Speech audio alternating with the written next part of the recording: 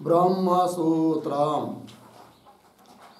ब्रह्मसूत्र ग्रंथ में page number 925 और 925 पेज के ऊपर से 9 नंबर की पंक्ति है।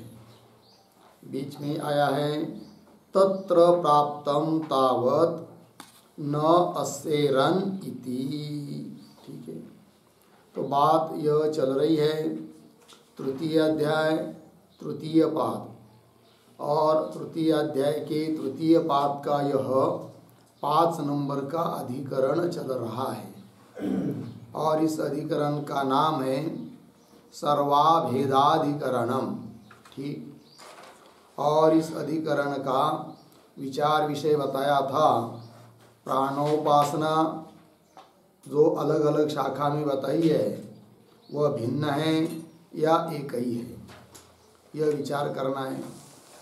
तब संशय निर्माण हुआ कि बृहदारण्यक और छांदोग्य उपनिषदों में प्राण के जो वशिष्ठत्वादि गुण कहे हैं, मुख्य गुण तो वशिष्ठत्वादि गुण वागादि इंद्रियों के हैं, किंतु प्राण में अर्पित किए गए, अर्थात प्राण के भी हो गए।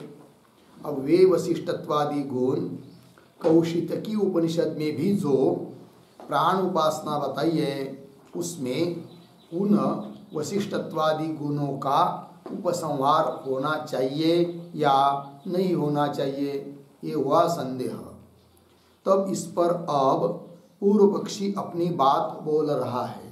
क्या कहता है वो? वही यह पंक्ति है, तत्र प्राप्तम तावत न अस्सेरन इति। तो तत्र प्राप्तम इत्यादि जो पंक्ति है उसके ऊपर ये पूर्व पक्षी बोल रहा है।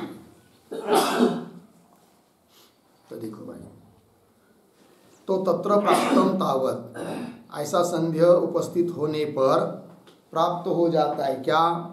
न अस्सेरन इति, अर्थात जो बृहदारण्यक और छांदोग्य आदि में वशिष्ठत्वादि गुण बताए हैं वे कौशितकी उपनिषद में बताई हुई जो प्राण विद्या उसमें उन गुणों का उपसंहार नहीं होना चाहिए, उनका संग्रह ग्रहण नहीं कर सकते, ये बोल रहा है कौन? पूर्व पक्षी।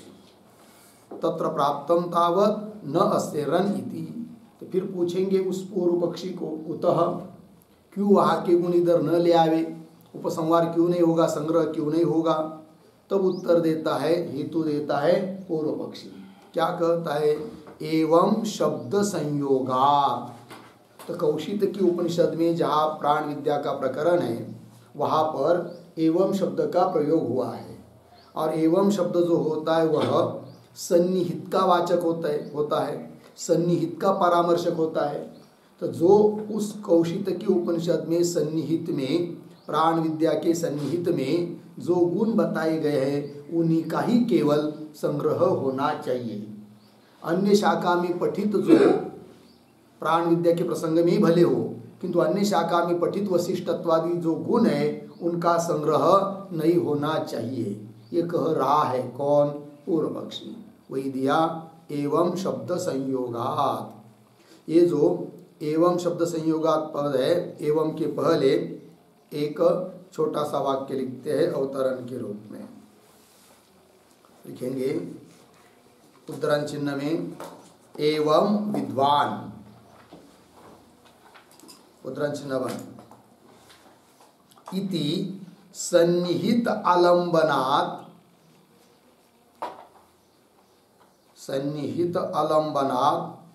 एवं शब्दात्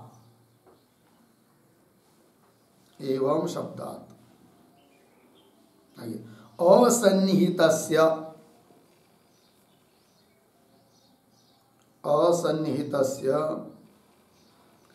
विद्यैक्य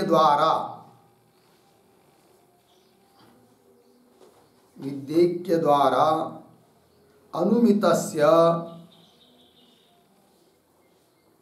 अनुमितस्य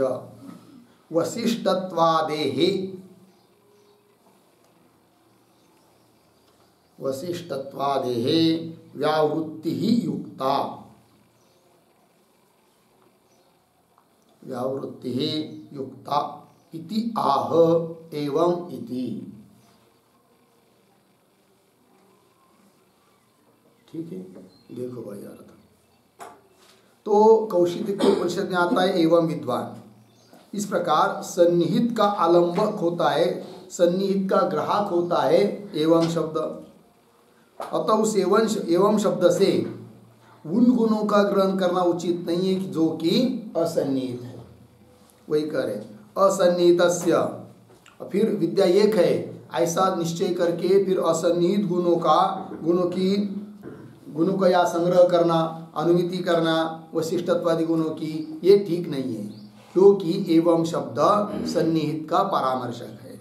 इसलिए वो जो अन्य शाखा में पठित असन्निहित वशिष्ठत्वादि गुण है उनकी व्यावृत्ति ही समझना चाहिए, ये बोल रहा है पूर्व पक्षी। तो वही पंक्ति आई एवं शब्द संयोगात। आगे चलिए, अथो य एवं विद्वान प्राणे निश्चेयसम विदित्वा, कौशिक के उपनिषद 2:14 इति। ठीक है ना, ये वहाँ का मंत्र है। इस मंत्र का अर्थ क्या है भाई, तो उसका अर्थ आप लोग लिख लीजिए। अथो य एवं इत्यादि जो पंक्ति है ना, उसका अर्थ लिखेंगे यथा वागादिभ्य प्राण श्रेष्ठ्यम सिद्धम, वागादिभ्य प्राण श्रेष्ठ्यम सिद्धम, अर्धविराम, आगे प्रतीक अथो बराबर तथा, यह एवं, यह एवं प्रतीक है, बराबर प्राण श्रेष्ठ गुणम, प्राण श्रेष्ठ गुणम विद्वान उपास्ते, विद्वान उपास्ते, अर्धविराम, सह प्राणे, प्राणे निश्रेयसम प्रतीक है, निश्रेयसम बराबर श्रेष्ठ्यम, श्रेष्ठ्यम, पुनः प्रतीक विदित्वा बराबर ध्यात्वा, ध्यात्वा, उपास्य प्राणात्मकत्व प्राप्त्या, उपास्य प्राणात्मकत्व,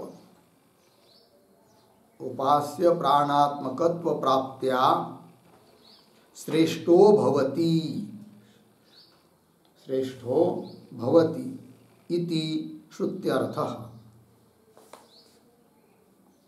इति श्रुत्यर्थः। ठीक है, देखो भाई अर्थ।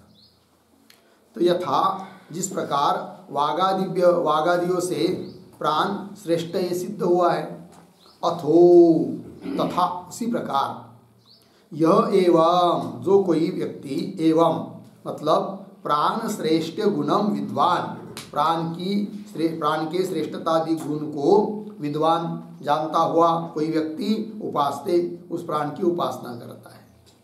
फिर सह, वो उपासना करने वाला प्राणे निश्रेयसम नाम श्रेष्ठम विदित्वा, प्राण में श्रेष्ठता को जानकर अर्थात उसकी उपासना करके ध्यात्वा, फिर उपास्य प्राणात्मकत्व प्राप्त्या, उपास्य जो प्राण है उस प्राण स्वरूप की प्राप्ति होकर वह भी श्रेष्ठ हो जाता है, ऐसा बताया है।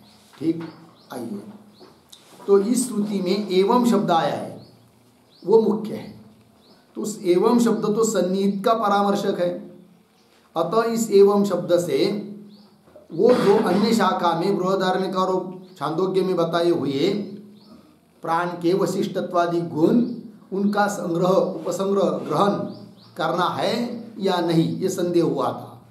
तो पूर्व पक्षी बोल रहा है कि एवं शब्द से उनका ग्रहण हो नहीं सकता, क्योंकि एवं शब्द का यहाँ पर संयोग है, संबंध है, और एवं शब्द सन्निहित का ग्राहक है, ये कह रहा है पूर्व पक्षी। आगे चलिए। इति तत्र तत्र एवं शब्देन वेद्यम वस्तु निवेद्यते। ठीक है, तत्र तत्र उस शाखा में जहाँ जहाँ भी एवं शब्द आया होगा वहाँ के एवं शब्द के द्वारा वेद्यम वस्तु निवेद्यते, निवेद्यते बोध्यते जानी जाती है। वेद्य वस्तु अर्थात जानने योग्य जो प्राण रूप वस्तु है वो उन गुणों से युक्त है, उस शाखा में वो जानी जाती है वहाँ के एवं शब्द से। फिर वहाँ के एवं शब्द से दूसरी शाखा में पड़े हुए गुण उसको यहाँ ले आना, ये कोई बात ठीक नहीं। ऐसा बोल रहा है कौन?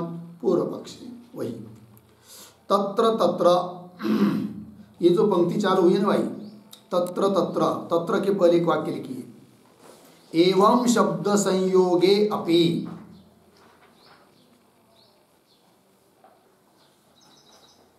एवं शब्द संयोगे अपि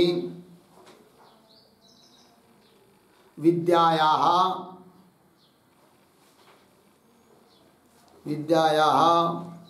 वसिष्ठत्वादि गुणवत्वम, वसिष्ठत्वादि गुणवत्वम किम न स्यात्,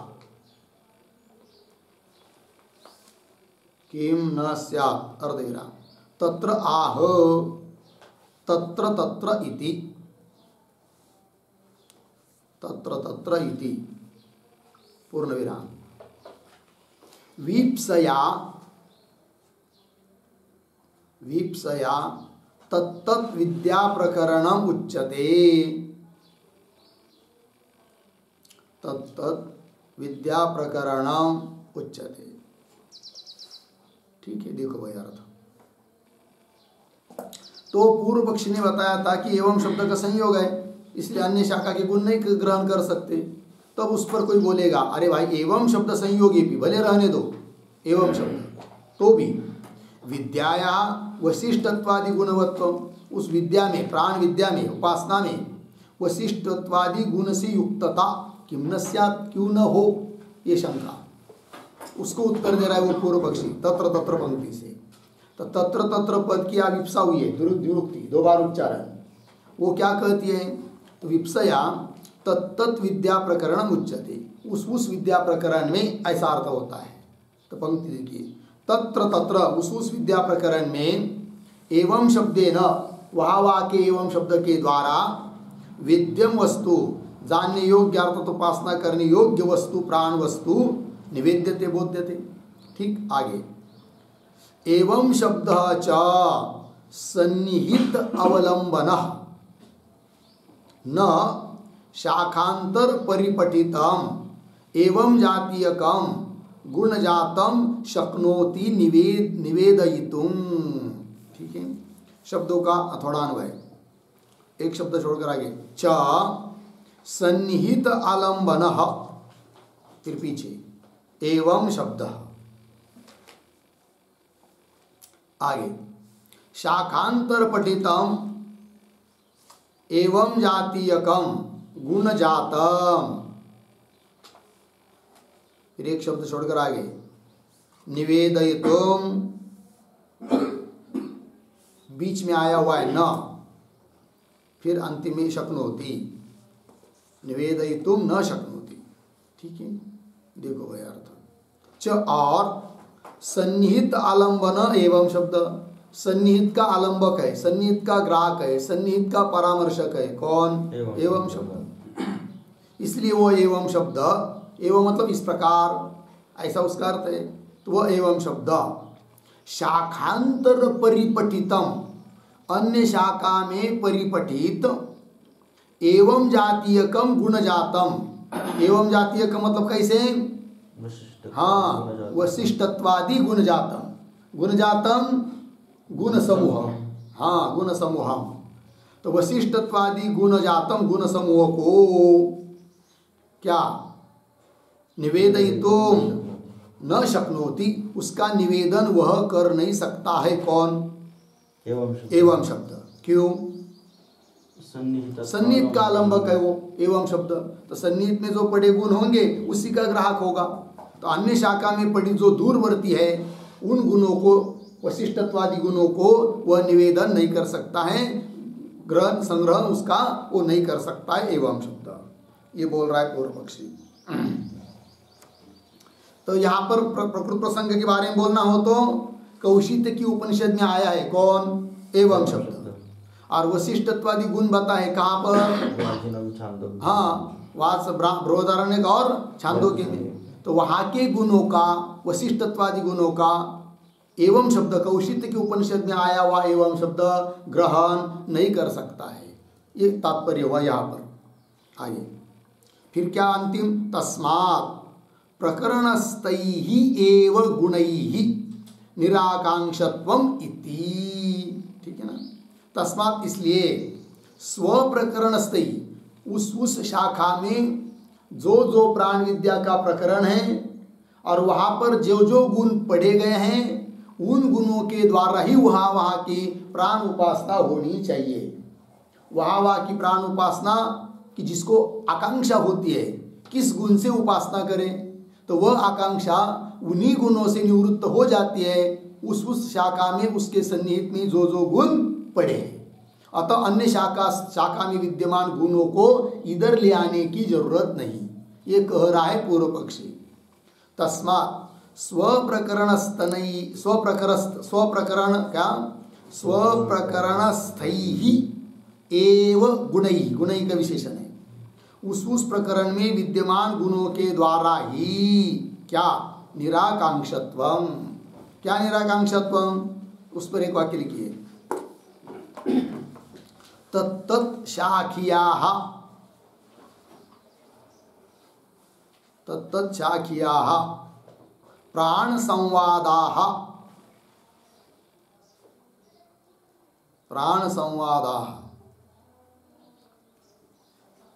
तत्र तत्र पठितैहि गुणैहि,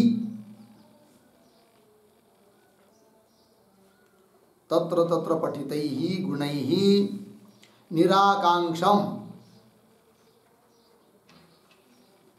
बराबर आकांक्षा रहितम,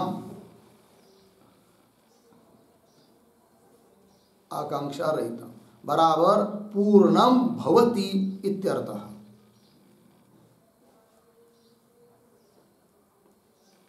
पूर्णम भवति इत्यर्थः। ठीक है, देखो भाई, उस शाखा में जो प्राण संवाद आया है वो वहाँ उस शाखा में पड़े हुए गुणों के द्वारा ही निराकांक्ष होता है, परिपूर्ण होता है। हो गया जी। चलिए, इति यहाँ तक पूर्व पक्षी हुआ। आगे, एवं प्राप्ते प्रति आह, एवं प्राप्ते इसके ऊपर लिखिए सिद्धांत।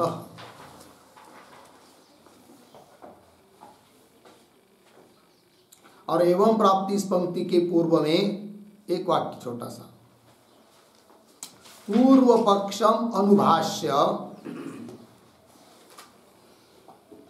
पूर्व पक्षम अनुभाष्य सिद्धांत सूत्रम, सिद्धांत सूत्रम अवतार्य, अवतार्य प्रतिज्ञाम व्याकरोति, प्रतिज्ञाम व्याकरोति एवं इति।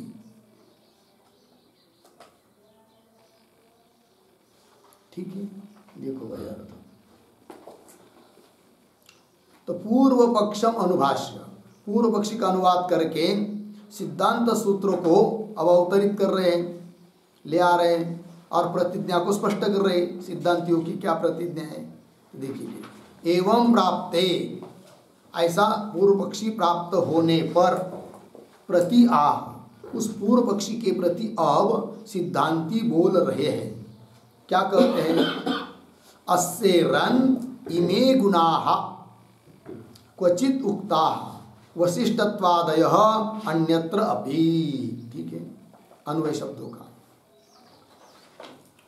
क्वचित उक्ताः वशिष्ठत्वादयः, फिर पीछे इमे गुणाः, अंतिम में अन्यत्र अपि फिर शुरू में अस्य रन, ठीक।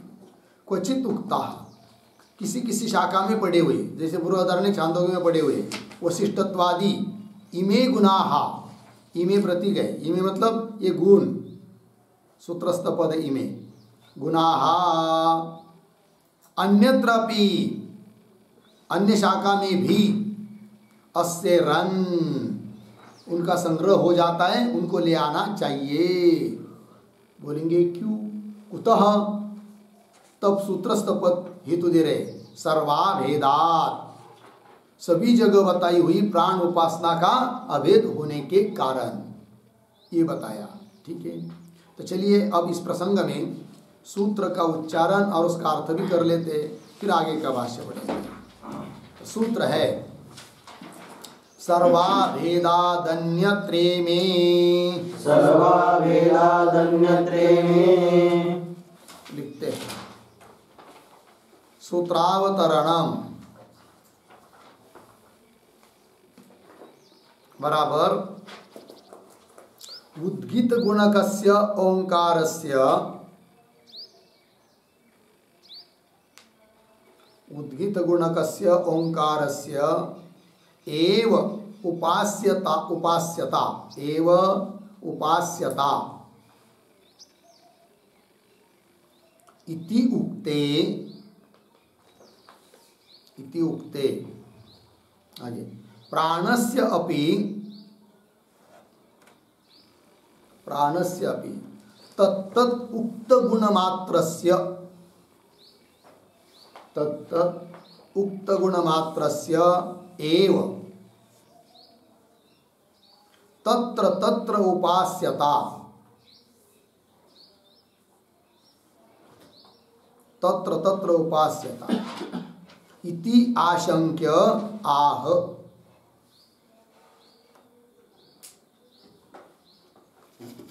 इति आशंक्य आह सर्वाभेदात्। फिर नीचे की पंक्ति में सूत्रम सर्वाभेदादन्यत्रे में 3-3-10 पदच्छेद, सर्वाभेदात् अन्यत्र इमे, नीचे की पंक्ति में पदार्थोक्ति प्रतीक इमे, इमे बराबर क्वचित उक्ताः, क्वचित उक्ताः वशिष्ठत्वादि गुणाः, वशिष्ठत्वादि गुणाः, फिर आगे प्रतीक अन्यत्र, अन्यत्र बराबर वशिष्ठत्वादि गुणानां, वशिष्ठत्वादि गुणानां अश्रवणस्थले अपि, अश्रवणस्थले अपि उपसंवर्तव्याः भवन्ति, उपसंवर्तव्याः भवन्ति, पूर्ण विराम,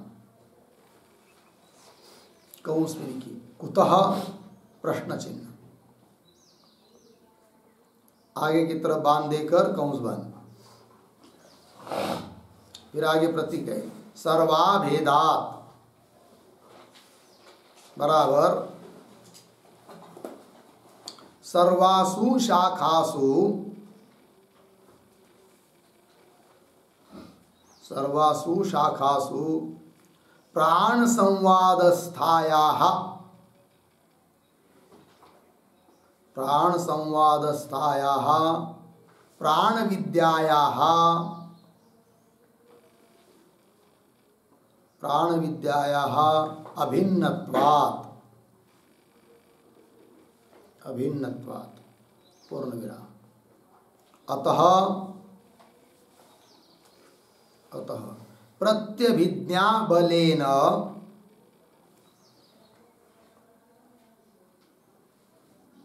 प्रत्यभिज्ञा बलेन प्राण विद्या अभिन्नत्वे सिद्धे, प्राण विद्या अभिन्नत्वे सिद्धे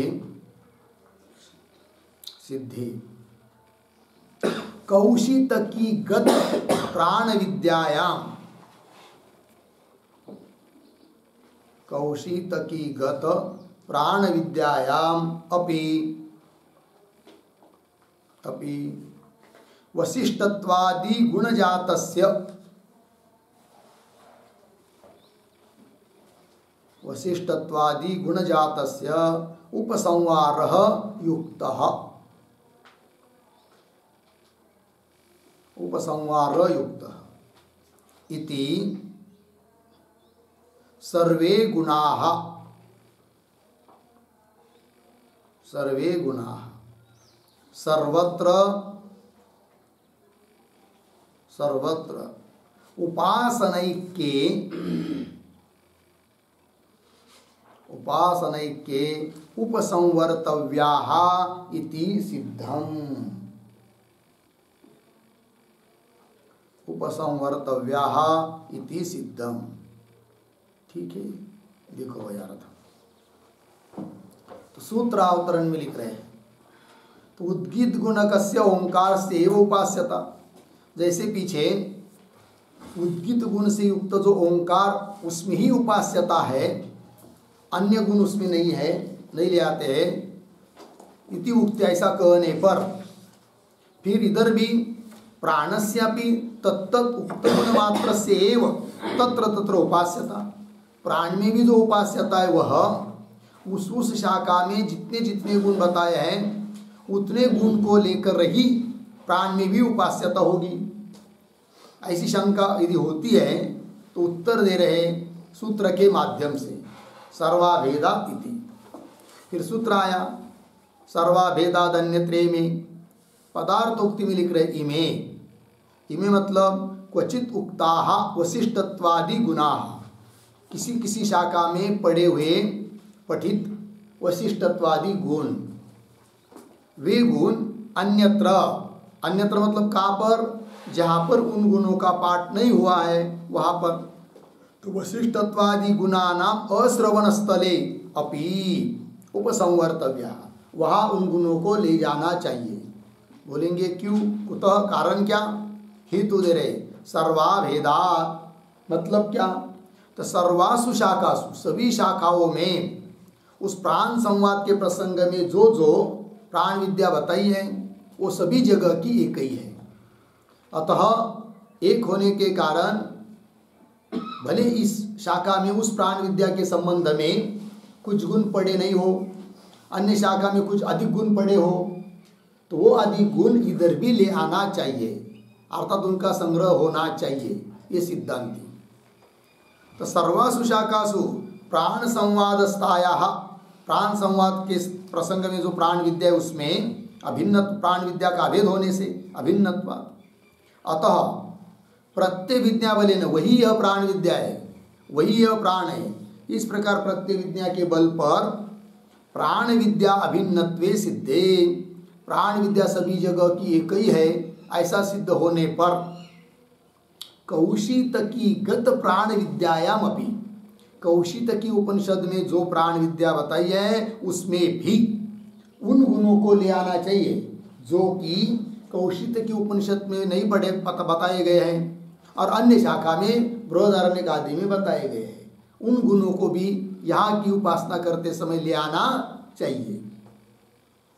कौशितकीगत प्राण विद्यायाम अपि वसिष्ठत्वादि गुणजातस्य गुण समूहस्य उपसंहार युक्तः इति, इस प्रकार सर्वे गुणाः सर्वत्र, सभी गुण सभी जगह, सभी जगह मतलब उपासना अलग अलग हो तो नहीं, उपासना के एक ही उपासना है, वहाँ की और वहाँ की, तो यहाँ के गुण वहाँ ले जा सकते हैं, यहाँ के गुण वहाँ ले जा सकते हैं।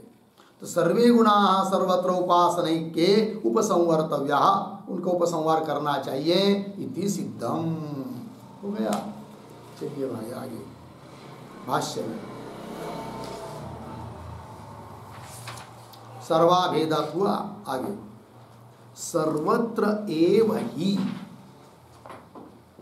तदेव एकम प्राण विज्ञानम अभिन्नम प्रत्यभिज्ञायते। अर्धविराम। क्यों? प्राण संवादादि सारूप्यात। हेतु दे रहे, थोड़ा सा अन्वय। सर्वत्र एव ही तदेव एकम, तदेव एकम, एक शब्द छोड़कर आगे, अभिन्नम, पीछे प्राण विज्ञानम, आगे प्रत्यभिज्ञान। सर्वत्र सभी शाखाओं में तदेव वही ही एक अभिन्न प्राण विज्ञान, प्राण उपासना प्रत्यभिज्ञायते, उसकी प्रतिविज्ञा होती है। ये प्राण उपासना श्रेष्ठादिगुण से युक्त है, वो भी प्राण उपासना श्रेष्ठादिगुण से युक्त है, वो प्राण उपासना, ये प्राण उपासना दोनों जगह की एक है। प्रत्यभिज्ञायते बोलेंगे क्यों? प्राण संवाद आदि सारूप्य, प्राणों का संवाद जैसा यहाँ बताए वैसा वहाँ भी बताया, दोनों जगह की समानता है। इसलिए यहाँ की प्राण विद्या और वहाँ की प्राण विद्या अलग अलग नहीं है, किंतु एक ही है। प्राण संवाद आदि सारूप्यात। ठीक है, आगे अभेदे च विज्ञानस्य कथम इमे गुणाः क्वचित उक्ताः अन्यत्र न अस्तेरन। ठीक, थोड़ा सा अन्वय, दो शब्द छोड़कर आगे, विज्ञानस्य पीछे अभेदे च,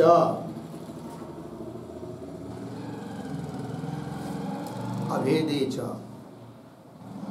आगे क्वचित उक्ताः, उसके पीछे इमे गुणाः, आगे अन्यत्र, फिर पीछे कथम, अंतिम में न अस्य रन। अर्थ देखो भाई, तो विज्ञानस्य अभेदे च, विज्ञानस्य विज्ञान उपासना उसका अभेद होने पर क्वचित उक्ता, किसी शाखा में बताए गए इमे गुना, ये सब गुण, अन्यत्र अन्य शाखा में कथम न अस्य रन, कैसा उनका उपसंग्रह न करे, अर्थात करना ही चाहिए, ये इसका मतलब हुआ। लग गया पंक्ति? आगे चलिए, तो सिद्धांति ने अपनी बात बता दी, अब पुनः आक्षेप कर रहा है पूर्व पक्षी ननु इत्यादि पंक्ति से। ननु एवं शब्द तत्र तत्र भेदेन एवं जातीयकम गुणजातम वेद्यत्वाय समर्पयति इति उक्तम। ये सब इतना आक्षेप ग्रंथ है, तो ननु के ऊपर लिखिए आक्षेप।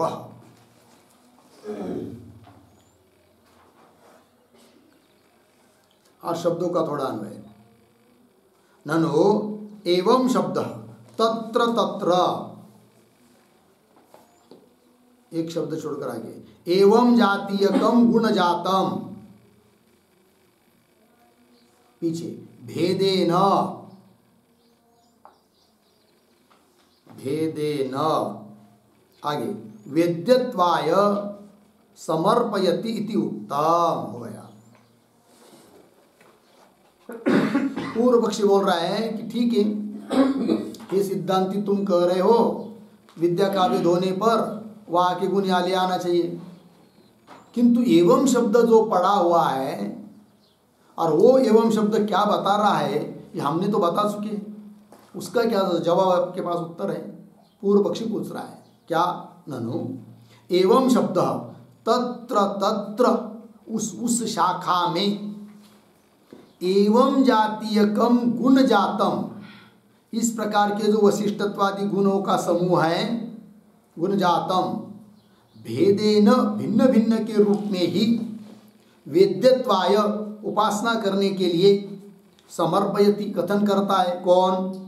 एवं शब्द समर्पयति इति उक्तम, है कि नहीं? यदि यहाँ के गुण वहाँ ले जाने हैं तो उस शाखा में एवं शब्द क्यों आता? और एवं शब्द आया है, इसका मतलब वहाँ पास में पड़े हुए, उस शाखा में पड़े हुए गुण को लेकर ही वह उपासना होनी चाहिए, एवं शब्द केवल पर। ये कह रहा है कौन? पूर्व पक्षी। समर्पयति इति उक्तम, तो उत्तर दे रहे सिद्धांति अत्र उच्यते, तो अत्र उच्यते इसके ऊपर लिखिए समाधानम।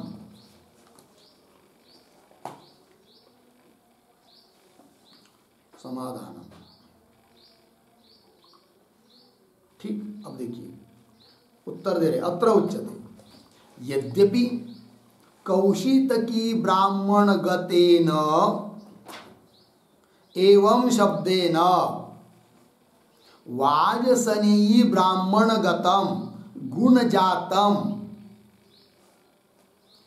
असंशब्दितम असन्निहितत्वात् तथापि तस्मिन् एव विज्ञाने वाजसने ब्राह्मण गतेन एवं शब्देन तत् संशब्दितम इति न परशाखागतम अपि अभिन्न विज्ञानावबद्धम गुणजातम स्वशाखागतात् विशिष्यते। यहाँ तक ठीक है। देखो भाई अर्थ, अत्र उच्यते, सिद्धांती कह रहे हैं यद्यपि, इतनी बात तो ठीक है, कौन सी, वो बता रहे यद्यपि कौशितकी ब्राह्मण गतेन एवं शब्देन, कौशितकी ब्राह्मण में अर्थात उस उपनिषद में आया हुआ जो एवं शब्द, उस एवं शब्द के द्वारा वाजसनेयी ब्राह्मण गतम, बृहदारण्यक उपनिषद में आया हुआ जो ब्राह्मण प्रकरण, उसमें विद्यमान गत, विद्यमान गुण जातम, गुण समूह, ठीक है। तो वाजसनेयी ब्राह्मण गतम गुण जातम कैसे है, असंशब्दितम, ठीक है। असंशब्दितम इसका अर्थ लिखिए अप्रतिपादितम,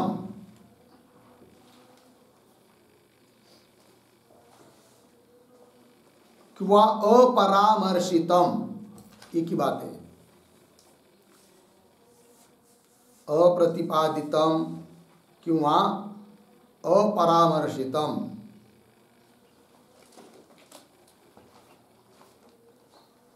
क्यों असंशब्दितम, क्यों असन्निहितत्वात्। इतनी बात का अर्थ पहले पुनः समझ लीजिए, तथापि फिर बाद में देखिए, पुनः देखिए यद्यपि कौशितकी ब्राह्मण में आया हुआ जो एवं शब्द, उस एवं शब्द के द्वारा वाजसे ब्राह्मण में विद्यमान गुण समूह प्रतिपादित नहीं है।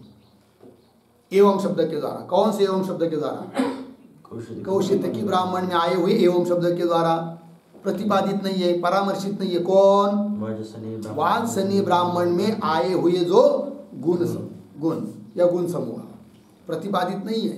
असंशब्दितम, क्यों, हेतु क्या दिया, असन्निहितत्वात्, वो सन्निहित नहीं, क्योंकि शाखा भिन्न है ना, तो सन्निहित नहीं है।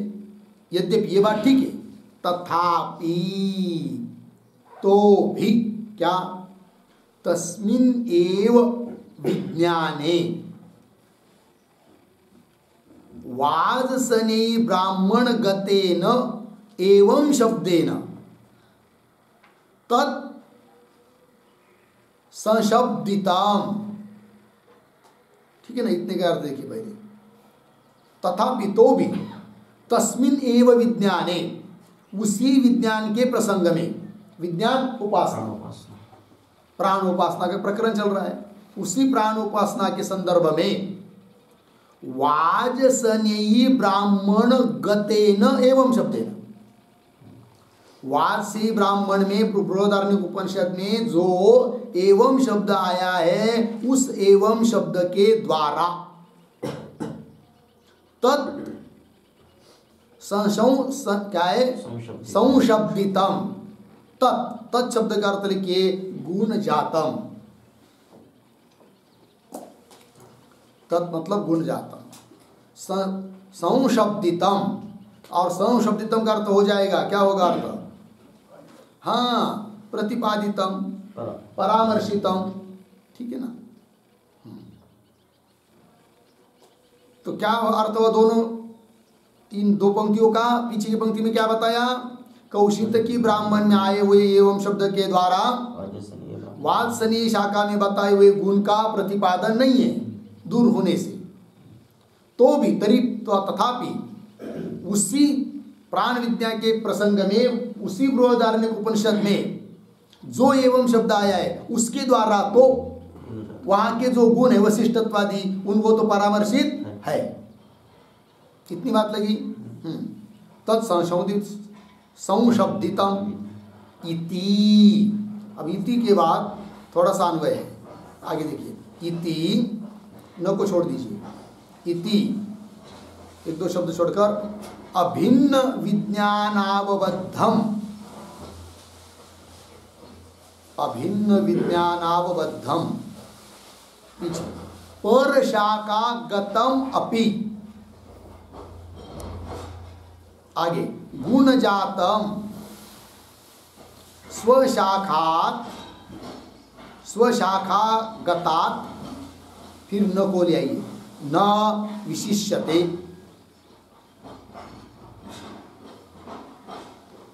हो गया जी। देखो भाई अर्थ देखिए, इति अभिन्न विज्ञानावबद्धम, अवबद्धम शब्द का अर्थ लिखिए संबद्धम। अवबद्ध मतलब संबद्ध।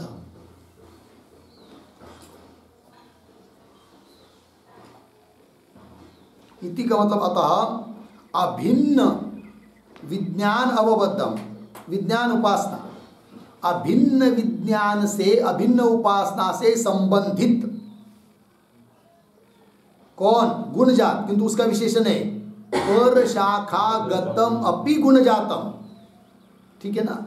अन्य शाखा में पड़े हुए, तो अन्य शाखा कौन होगी यहां पर? शाबाश, बृहदारण्यक उपनिषद। ठीक है ना?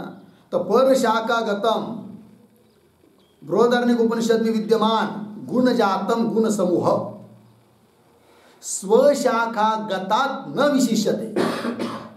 स्वशाखा गतात, स्वशाखा हाँ, क्योंकि प्रसंग यहाँ का वो चल रहा है।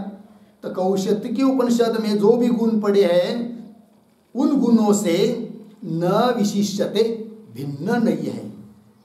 ठीक है ना? क्योंकि दोनों जगह का विज्ञान एक है। अतः वहाँ उस विज्ञान के संदर्भ में पड़े हुए जो गुण हैं उन गुणों का संग्रह वहाँ का एवं शब्द है, और वही उपासना यहाँ पर है, और यहाँ पर भी एवं शब्द है। तो यह एवं शब्द वहाँ के गुणों को संग्रह कर सकता है, क्योंकि ये विज्ञान और ये विज्ञान दोनों एक ही है। ये इसका मतलब है। ठीक, चलिए। इति अभिन्न विज्ञानावबद्धम, अभिन्न विज्ञान के, एक ही विज्ञान के संबंधी जो अन्य शाखा में पड़े हुए गुणों का समूह, वह इस शाखा में विद्यमान गुण समूह से न विशिष्यते, भिन्न नहीं है। लग गया? न विशिष्यते। ये जो पंक्ति पढ़ी उसके आधार पर एक टिप्पणी लिख लेते छोटी सी, तो और स्पष्टीकरण होगा। लिखेंगे वाजसनी ब्राह्मणे, वाजसनी ब्राह्मणे तावत् एवं शब्देन, एवं शब्देन वशिष्ठत्वादि गुणजातस्य, वशिष्ठत्वादि गुणजातस्य प्राण विद्या संबंधः सिद्धः, प्राण विद्या संबंधः सिद्धः।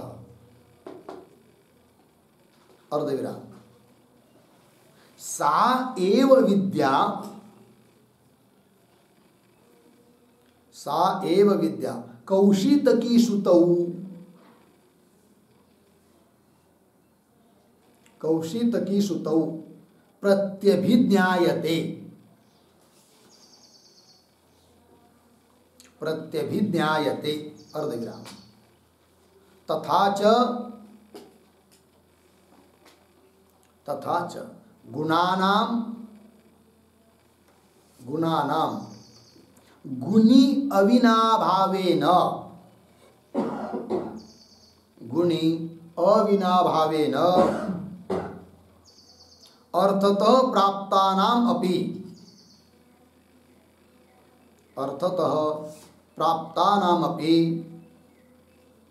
श्रुत गुणैः अविरोधात्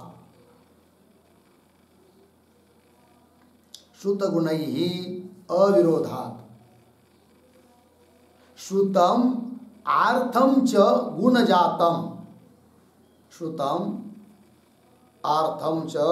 गुणजातम कौशितकी गतेन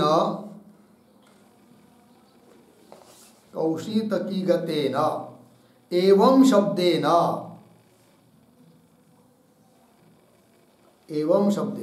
सह एव परामृश्यते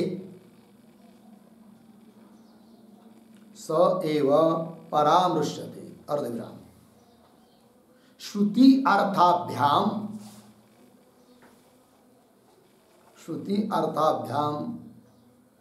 सन्निहितत्व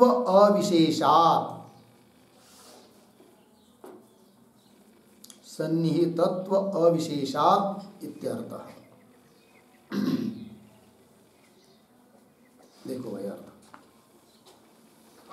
तो वारिसनी ब्राह्मणे बृहदारण्यक में तावत एवं शब्द के द्वारा वशिष्ठत्वादि गुण जातस्य वशिष्ठत्वादि गुण समूह का प्राण विद्या के साथ संबंध सिद्ध है एवं शब्द से। और सा एव विद्या वही प्राण विद्या कौशित की श्रुति में पढ़ी गई है, प्रतिविज्ञायते वही करके। तथा च गुणानाम गुणी अविनाभावेन, और गुण जो होते वो गुणी को छोड़कर रहते नहीं है, अविनाभावेन अर्थतः प्राप्तानाम अपि, इसलिए अर्थात वो गुण भी यहाँ पर प्राप्त होते हैं। तो अर्थतः प्राप्तानाम अपि शुद्ध गुण ही अविरोधात्, साक्षात श्रुति ने जो गुण बताए हैं उन गुणों के साथ अर्थात प्राप्त गुणों का कोई विरोध नहीं है, अविरोधात्। इसलिए श्रुतम आर्थम च गुण जातम, साक्षात श्रुति ने बताए हुए गुण और अर्थात प्राप्त हुए गुण समूह कौशितकी गते न एवं शब्देन, कौशितकी उपनिषद में विद्यमान जो एवं शब्द है उस एवं शब्द के द्वारा सह एव साथ साथ ही परामृश्यते संग्रह किया जाता है। ठीक, क्यों? श्रुति अर्थाभ्याम सन्निहितत्व अविशेषा, साक्षात श्रुति ने बताए हुए गुण अर्थात प्राप्त हुए गुण दोनों भी सन्निहित है, उसमें कोई विशेष भेद नहीं है, ये बात। चलिए आगे हो गया ना इतना। न च एवं सति श्रुतहानि ही अश्रुत कल्पना वा भवति। ठीक है, ये जो पंक्ति है न च एवं इति, तो न के पहले एक वाक्य लिखिए उदाहरण, कौशितकी श्रुतिस्तः प्राणः, कौशितकी श्रुतिस्तः प्राणः वशिष्ठत्वादि गुणकः, वशिष्ठत्वादि गुणकः श्रेष्ठ प्राणत्वात्, श्रेष्ठ प्राणत्वात् वाजी श्रुतिस्थ प्राणवत्, वाजी श्रुतिस्थ प्राणवत्। आगे इति अश्रुत गुण अनुमाने सति, इति अश्रुत गुण अनुमाने सति, अनुमाने सति श्रुत हानि ही नास्ति, श्रुत हानि ही नास्ति अविरोधात्, अविरोधात् इति उक्तम स्पष्टयति, इति उक्तम स्पष्टयति न च एवं इति। देखो भाई अर्थ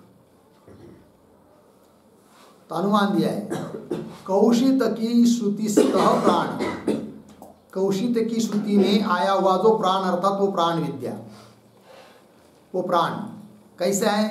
वशिष्ठत्वादि गुण का, वशिष्ठत्वादि गुणों से युक्त है। बोलेंगे क्यों? श्रेष्ठ प्राणत्वात्, वो भी श्रेष्ठ प्राण होने से। उदाहरण वाजी श्रुतिस्थ प्राणवत, जैसे बृहदारण्यक उपनिषद में आया हुआ जो प्राण है वो श्रेष्ठ प्राण होने के कारण जैसे वशिष्ठत्वादि गुणों से युक्त है, उस प्रकार कौशिकी उपनिषद में आया हुआ जो प्राण वह भी श्रेष्ठ प्राण होने से के कारण वशिष्ठत्वादि गुणों से युक्त है। इति, इस प्रकार अश्रुत गुण अनुमानी, जो गुण श्रुति ने साक्षात नहीं बताए उसके अनुमान करने पर कोई कहेगा श्रुत हानि होगी, तो श्रुत हानि ही नास्ति। क्यों?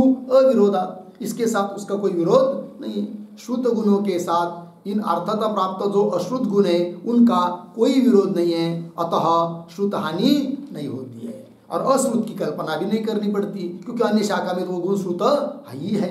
ये बात वही दे रहे। न च एवं सति, च एवं सति श्रुत हानि अश्रुत कल्पना वा न भवति, श्रुत की हानि भी नहीं है और अश्रुत की कल्पना भी नहीं है। अब अश्रुत की कल्पना वगैरह कैसी नहीं होती है, तब आगे की पंक्ति में स्पष्ट कर रहे उसी बात को। एकस्याम अपि ही शाखायाम श्रुताः गुणाः श्रुताः एव सर्वत्र भवन्ति। क्यों? गुणवतः भेदाभावात्। ठीक, पंक्ति देखिए। एकस्याम अपि ही शाखायाम श्रुताः गुणाः, एक शाखा में श्रुति ने साक्षात बताए हुए जो गुण, तो श्रुताः गुणाः। आगे कैसा पढ़ेंगे? दो शब्द छोड़कर सर्वत्र पीछे, श्रुताः एव आगे भवन्ति। एक शाखा में श्रुति ने बताए हुए गुण, वे गुण सर्वत्र सभी जगह श्रुताः एव भवन्ति, क्योंकि श्रुति ने ही तो बताए हैं, श्रुताः एव भवन्ति। अतः अन्य जगह उन गुणों को ले जा रहे हैं, इसका मतलब ये थोड़ी है कि अश्रुत की कल्पना कर रहे हैं। अश्रुत की वो कल्पना नहीं है, क्योंकि अन्य शाखा में वो तो श्रुत ही है। सर्वत्र श्रुताः एव भवन्ति। क्यों? गुणवतः भेदाभावात्, गुणवत गुण वाला जो है प्राण, उसका भेद न होने के कारण, जो प्राण वह है वही प्राण यह है, तो गुणवत भेदाभावात् लग गया। तो बोलेंगे जरा उदाहरण से समझाओ ये बात को, इस बात को। तब उदाहरण दे रहे हैं। नहीं देवदत्त शौर्यादि गुणत्वेन स्वदेशे प्रसिद्धः देशांतरं गतः तद्देशैः अविभावित शौर्यादि गुणः अपि अतद्गुणः भवति। इतना देखिए शब्दों का पहले अन्वय, दो तीन शब्द छोड़कर आया है स्वदेशे, फिर उसके पीछे शौर्यादि गुणत्वेन, एक शब्द छोड़कर आगे प्रसिद्ध, फिर पीछे कौन? देवदत्त, आगे देशांतरम गतः तद्देशैः अविभावित शौर्यादि गुणः अपि अतद्गुणः। फिर वाक्य के आरंभ में आया है न ही, फिर अंतिम में भवति। ठीक है। और ये जो पंक्ति चालू हुई है नहीं इत्यादि, उसके पूर्व में एक वाक्य लिखिए अवतरण, अपरिगणिताः अपि गुणाः, अपरिगणिताः अपि गुणाः श्रुताः एव, श्रुताः एव इत्यत्र दृष्टान्तम् आह, इत्यत्र दृष्टान्तम् आह नहि इति। देखो भाई अर्थ, अपरिगणिताः अपि गुणाः, जिन गुणों को गिनाया नहीं है तो भी वे गुण अश्रुत नहीं कहलाते, क्योंकि अन्य शाखा में पढ़े, इस शाखा में नहीं हो तो भी। तो श्रुताः एव, इस बात को बताने के लिए दृष्टांत दे रहे हैं नहीं इत्यादि पंक्ति से। तो अन्वय के अनुसार देखिए, तो स्वदेशे, अपने ही देश में, अपने ही गांव में, शौर्यादि गुणत्वेन प्रसिद्ध देवदत्त। ऐसा एक देवदत्त नाम का कोई लड़का है कि जो अत्यंत शूरता क्रूरता गुणों से युक्त है। शौर्यादि गुणत्वेन प्रसिद्ध देवदत्त, किंतु वह क्या हुआ, देशांतरम गत, दूसरे गांव को चला गया जहाँ उसको कोई जानते नहीं है, या दूसरे देश में चला गया।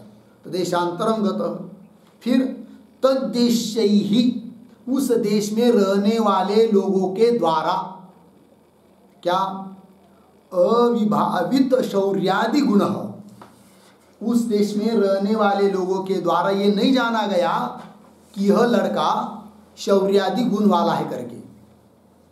उन लोगों के लिए इसके गुण क्या है, अज्ञात, ज्ञात नहीं है, इसलिए कह दिया अविभावित शौर्यादि गुण, अर्थात उसके गुण कैसे उन लोगों के लिए अज्ञात है। अज्ञात होने पर भी उसके गुण को कोई नहीं जान रहा है तो भी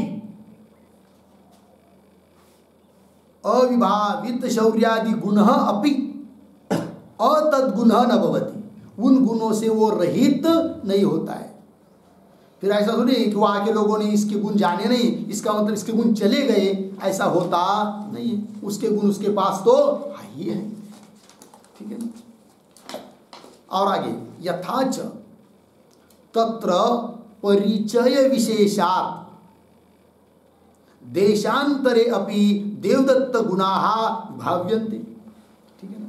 यथाच, और तत्र, उस अन्य देश में गया हुआ जो देवदत्त है, तो वहाँ के लोगों ने पहले तो जाना नहीं इसके गुण को, फिर धीरे धीरे धीरे वहाँ रहने लगा, है कि नहीं। 2-4 दिन, 8 दिन, 10 दिन, महीना, 2 महीना, 6 महीना हो गया, परिचय धीरे धीरे धीरे धीरे बढ़ता गया।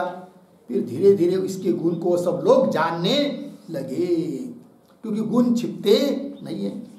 अग्नि का गुण कितने भी छिपाने का प्रयास करेंगे तो दाह करेगा ही, है कि नहीं। उस प्रकार उस व्यक्ति के गुण वहाँ पर उभर आते ही हैं काल से। यथाच तत्र परिचय विशेषात्, उसका परिचय पहचान बढ़ती गई, मित्रता बढ़ती गई।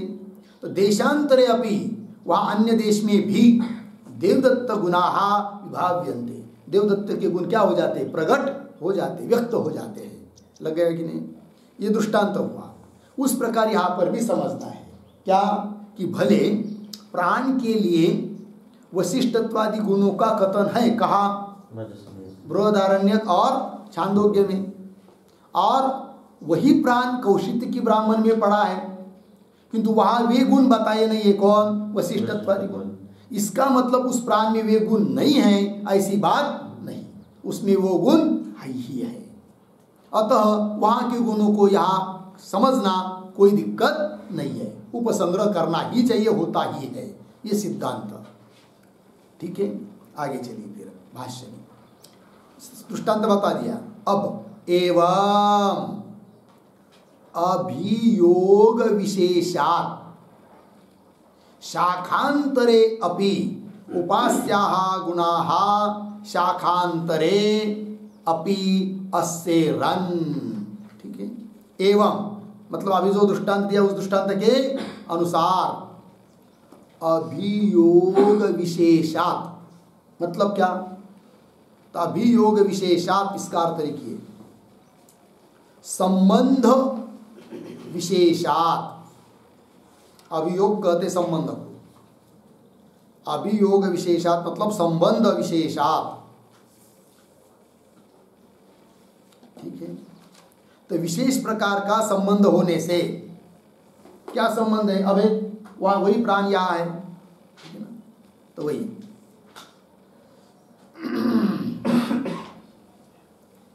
और उसको स्पष्ट करना हो तो समझेंगे क्या, उपासक को जब उस उपास्य के गुण परिचित हो जाते हैं, है कि नहीं, तब तो क्या शाखांतरे अपि उपास्याः गुणाः शाखांतरे अस्सेरन्, अन्य शाखा में पड़े हुए गुण अन्य शाखा में उपसंहृत हो जाते, संग्रहित हो जाते।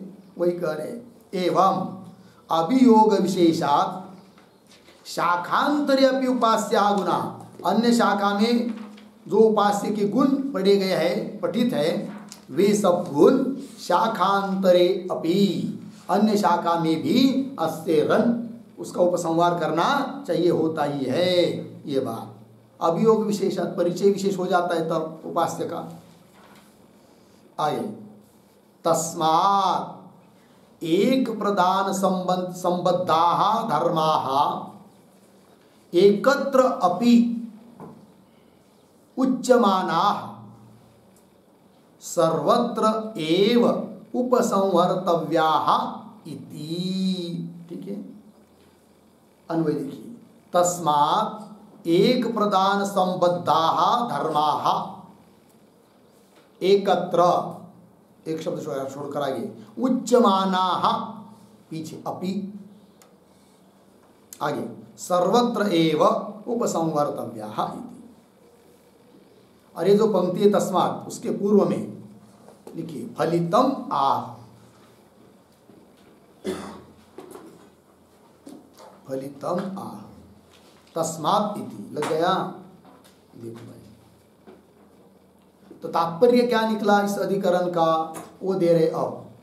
तस्मात् एक प्रधान संबद्धाः धर्माः, एक प्रधान संबंधः मतलब एक प्रधान के साथ, एक मुख्य किसी प्राण आदि के साथ संबद्ध जो भी धर्म है, वे सब धर्म एकत्र उच्यमानाः अपि, एकत्र किसी एक शाखा में ही, उच्यमाना अपि कथित होने पर भी, अन्य शाखा में उसी के धर्म, वे धर्म उसी के, उसके लिए ही, अन्य शाखा में पठित न होने पर भी, एक शाखा में पठित है ना, और वो एक ही है ना, तो इसके ये धर्म उधर भी ले जाना चाहिए, क्योंकि ये और वो एक है, ये बात। तस्मात् एक जो कोई प्रधान है, उसके संबंधी जो भी धर्म एकत्र किसी एक शाखा में उच्यमानः भी कथित है, तो भी सर्वत्र उन गुणों को, उन धर्मों को सर्वत्र सभी शाखाओं में उसके लिए ले जाना चाहिए, ये बात अर्थ है। तो सर्वत्र एव उपसंवर्तव्याः, सभी जगह उसको, उस गुणों को ले जाना चाहिए। लगा इतना इति, ये हो गया भाई, ये होगा 10 नंबर के सूत्र का भाष्य पूरा हुआ। उसके साथ साथ यह 5 नंबर का अधिकरण यहाँ समाप्त होता है। आगे 6 नंबर का अधिकरण चालू होता है, किंतु उसका विचार हम लोग कल करेंगे। ओम पूर्णमदः पूर्णमिदं पूर्णात् पूर्णमुदच्यते पूर्णस्य पूर्णमादाय पूर्णमेवावशिष्यते। ओम शांति शांति शांति।